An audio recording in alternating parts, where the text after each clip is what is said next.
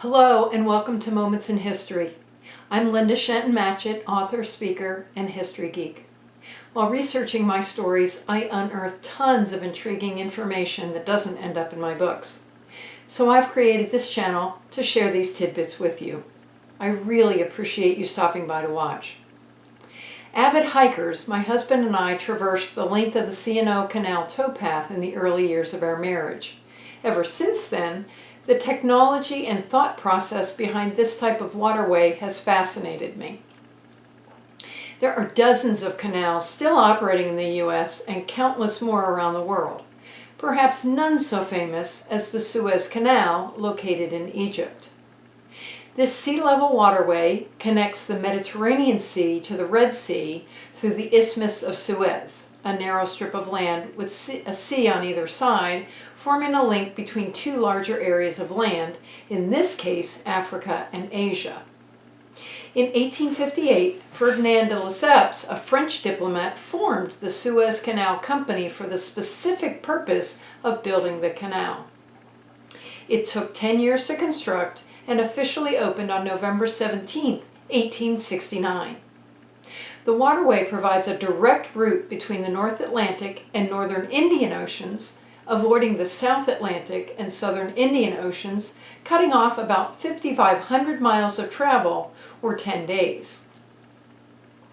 Slightly more than 120 miles in length, the canal extends from the northern terminus of Point Said to the southern terminus of Port Tofit at the city of Suez. Still heavily used, the canal saw more than 18,500 ships go through during the year 2020. The original canal featured a single-lane waterway with passing locations in the Bala Bypass and the Great Bitter Lake. There were no lock systems, and seawater flowed freely through it. Intriguingly, the water in the canal north of the Bitter Lakes flows north in the winter and south in the summer. South of the lakes, the current changes with the tide at Suez. In 1875, facing an economic emergency caused in large measure by his grand modernization plans, Egypt's Khedive Ismail Pasha sold Egypt's shares in the Universal Company of the Maritime Canal of Suez, which was the management company that held a 99-year lease, to the British government. Thrilled because of the vital connection of the canal to the United Kingdom's maritime empire, particularly in India, Britain's control of the canal was the foundation for British control over Egypt as a whole. 4 years later, in 1879, the United Kingdom, along with the other great powers, deposed and exiled Ismail, replacing him with his very pliant son, Tawfiq. Through the late 1800s and prior to World War I, the European countries benefited greatly through their use of the canal. Britain provided military support to the Egyptians during World War I to prevent the canal from falling into enemy hands. 4 years after the war, Britain gave nominal independence to Egypt, but it was many more years before an agreement was actually reached. The Anglo-Egyptian Treaty that proclaimed Egypt to be an independent sovereign state was finally signed in London in 1936. However, the treaty allowed for British troops to continue to be stationed in the Suez Canal zone to protect their financial and strategic interest in the canal until 1956, at which time the canal was nationalized. Because of its strategic significance, the canal came under the scrutiny of the Axis powers during World War II, and the Germans headed for North Africa and found great success. By February of 1942, there was increasing British fear about their ability to secure the Suez Canal from German attack. Anxious for King Farouk to appoint a prime minister sympathetic to their position, the British continued to pressure him. However, the king refused and insisted that the issue of the appointment of his prime minister was a matter of national sovereignty. On the night of February 4, 1942, British soldiers and tanks surrounded King Farouk's palace in Alexandria to compel the king to dismiss Prime Minister Hussein Sir Pasha in favor of Mustafa el-Nahas. The British ambassador marched into the palace and threatened the king with the bombardment of his palace, his removal as king, and his exile from Egypt unless he conceded to the British demands. Muhammad Naguib, a distinguished military officer and one of the future leaders of the Egyptian Revolution of 1952, appealed to Farouk to resist the British and pledged loyal officers to defend the palace. However, feeling certain of defeat, the 22-year-old king capitulated and appointed Nahas. The incident has been referred to as the Abdeen Palace incident and was seen as a personal humiliation for Farouk and a national humiliation for Egypt.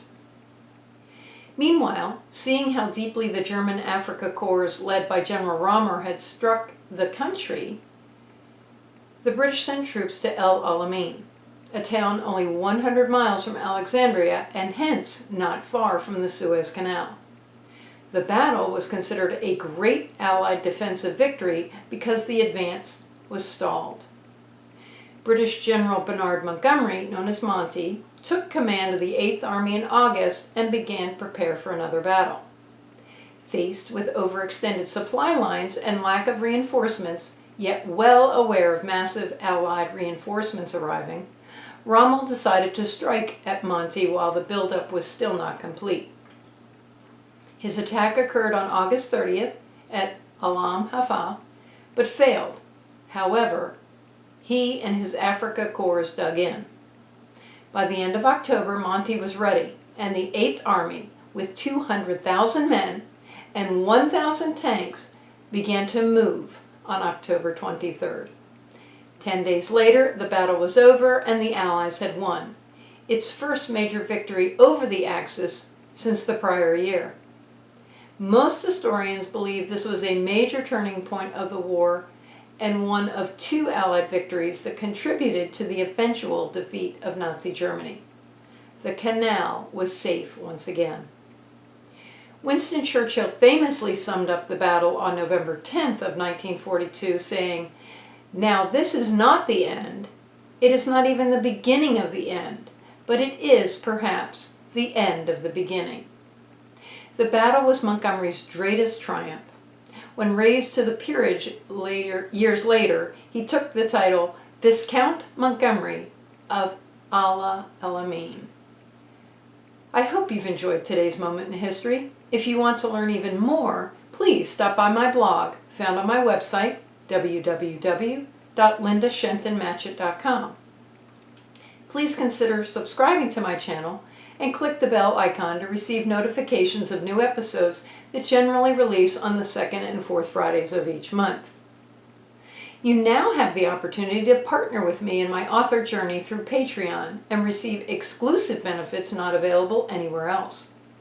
Depending on the level of support you choose, you get to read along as I write, obtain advanced copies of ebooks, even signed paperbacks, and attend live monthly chats. You might even get to name a character. Head on over to my page found at patreon.com/Linda Shenton Matchett for more information. That's patreon.com/Linda Shenton Matchett.